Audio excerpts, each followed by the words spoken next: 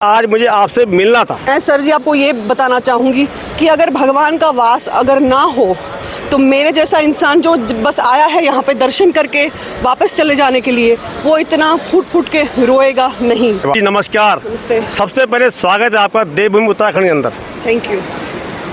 मैं अभी सुन रहा था कि आप हैं गुजरात से जी। और रहती हैं आप अमेरिका में। करेक्ट। आप क्या सुन के यहाँ पहुँची और जो आपने सुना, किताबों में पढ़ा या अखबार में पढ़ा होगा या कोई वीडियो या पिक्चर आपने देखी होगी, क्या वो ये उससे भी अच्छा है या उसी के जैसा कुछ है? काफ़ी प्रश्न है एक ही आपके प्रश्न में। तो पहले तो मैं उत्तर देना चाहूँगी कि हाँ, मैं अमेरिका से आई हूँ, कुछ दिनों के लिए आई हूँ। एक फैमिली में एक शादी थी, उसके लिए आई हूँ। समय कम होने के बावजूद मेरे पति ने इंसिस्ट किया कि हम लोग यहाँ पे आए। मैंने बोला इतना समय कम है, क्यों आना है? बोले नहीं, मुझे तुझे लेके जाना है। तो मैं आपको एक चीज़ सबसे पहले बता दूँ, गंगा जी के दर्शन मैंने जीवन में पहली बार किए।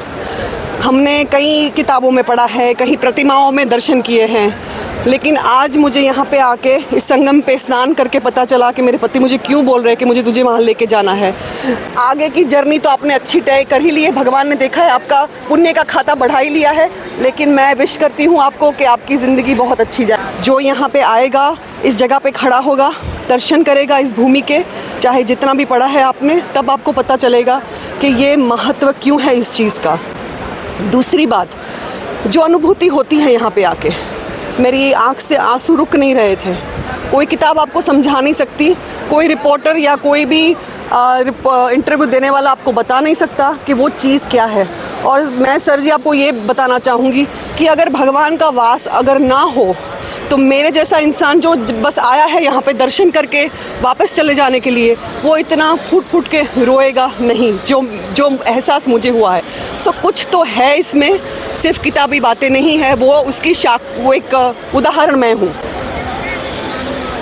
सबसे बड़ी बात यह है, आज हमारे लिए खुशी की बात है कि यहाँ एक बार कुछ लोग हमें एहसास किया, महसूस किया कि लोग अपने उससे भटक गए थे, संस्कृति से।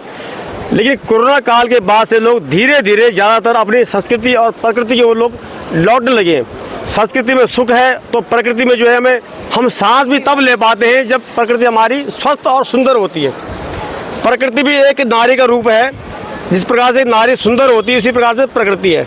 यदि आप किसी नारी को बहन की तरह देखें या इज्जत के साथ देखते हैं तो आपको खुशी मिलती है, आंतरिक सुख मिलता है। इसका एक वजह और भी हो सकती है। मैं एक सेकंड और देना चाहूँगा। ऐसे ही प्रकृति भी है। कुछ लोग आज मैं देखता हूँ कि पहाड़ों में जब बर्फ गिरती है तो वो लोग दौड़े आते हैं पहाड़ों की ओर शराब की बोतलों को लेकर और पर्यावरण को नष्ट कर देते हैं।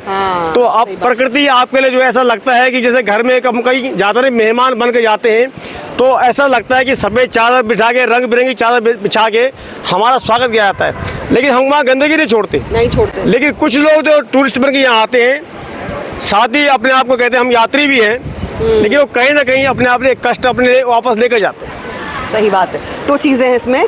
आपने जो पहली बात बोली कि सब लोग कुछ अलग चीज़ की तरफ भागते हैं, अभी नहीं, पहले आपने ये बोला कि अब प्रकृति की तरफ ज़्यादा बढ़ रहे हैं लोग। सही बोला, मैंने समझा इस प्रश्न को। जी, मैं आपको बताऊं, हर एक चीज़ में है ना, इंसान आज का है ना, उसको ट्विटर पे भी जाके खुशी चाहिए, यूट्यूब पे भी जाके खुशी चाहिए। आप जैसे बहुत कम है जो लोगों की चेतना जगाने के लिए बात करते हैं।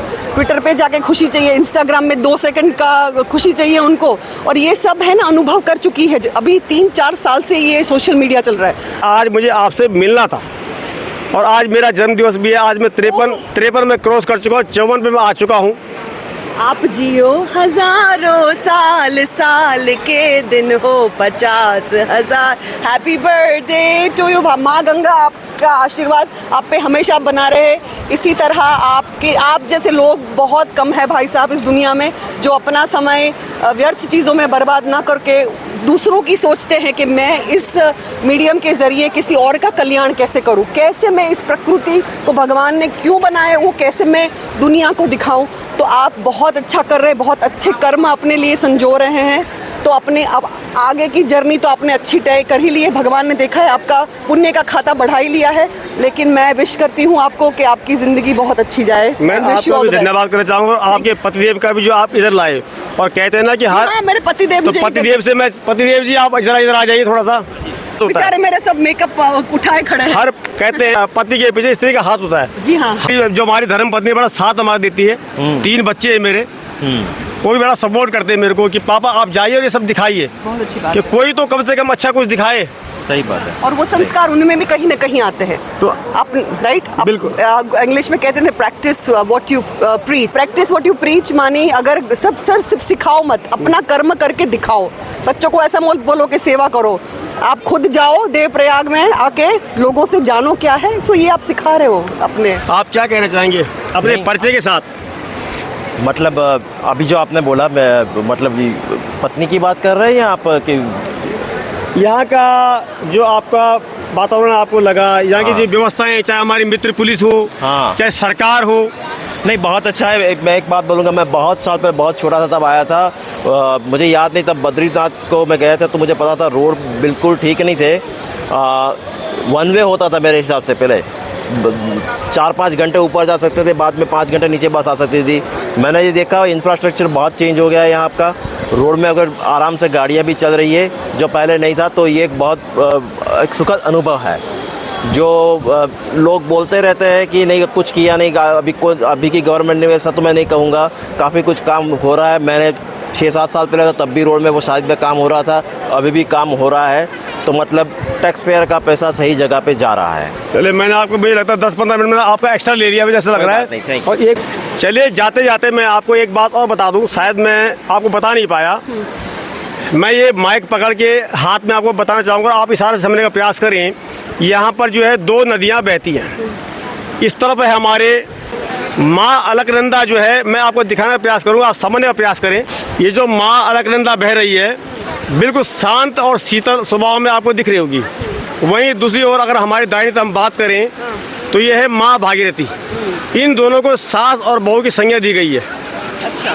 ठीक। और बीच में जहाँ पे टायर है या जो लोग नहा रहे हैं, इसे कहते हैं स्वर्ण कुंड। अच्छा। तो इस तरफ से माँ अलकनंदा और यहाँ से माँ भागीरथी, यहाँ पे संगम। और जब इनका संगम हुआ तब यहाँ पे हुआ माँ गंगा का उद्गम। अच्छा। और बीच में स्वर्ण कुंड है, तो सोने में सुहागा जैसे कहते हैं। अच्छा।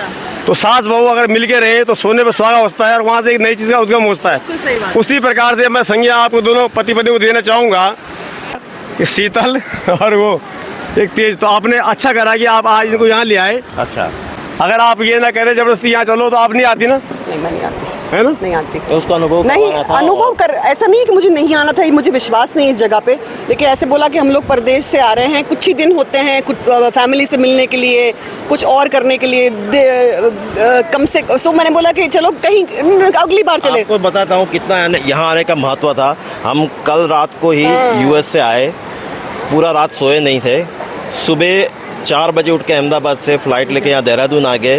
अभी 2 रात से हम हैं, कुछ फैमिली से मिलने के लिए, कुछ और करने के लिए, कम से सो मैंने बोला कि चलो कहीं अगली बार चले। आपको बताता हूँ कितना यहाँ आने का महत्व था। हम कल रात को ही यूएस से आए, पूरा रात सोए नहीं थे। सुबह 4 बजे उठ के अहमदाबाद से फ्लाइट लेके यहाँ देहरादून आ गए।